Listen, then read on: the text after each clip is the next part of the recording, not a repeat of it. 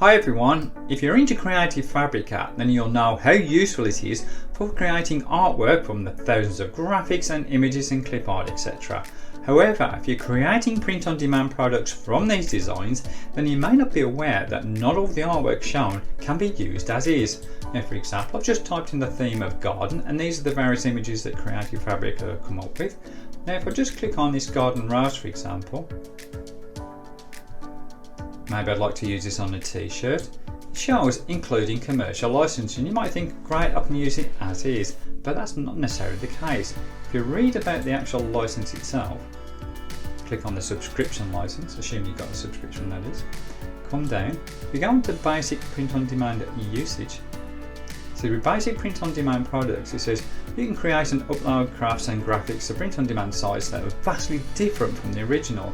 What they're saying is, without going through all of that, is basically you can't use that particular graphic or design as is. You've got to change it in some way to make it unique. However, if we come back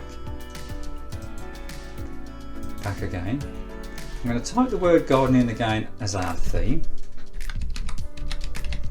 But this time, what I'm going to do is scroll down, and this is so easily missed. You've got this special license. If you click that, that will show you only designs that can actually be used on print on demand without alterations. So I'll click on that design. It's got commercial and full POD usage allowed. So if we click on that, click on about the license itself, go down onto subscription license again. If we click onto full print on demand usage, it says you can create and upload designs to print-on-demand sites that are exactly the same or similar to the original. In other words, you don't have to alter them to put them on your products and sell them. Now, this print-on-demand tick box is easy to miss, and you must remember to tick it on every fresh search, but in doing so it may save you from potential issues when selling your print-on-demand products. I just thought I'd share this with you, as it may be something you may not be fully aware of. Thanks for watching.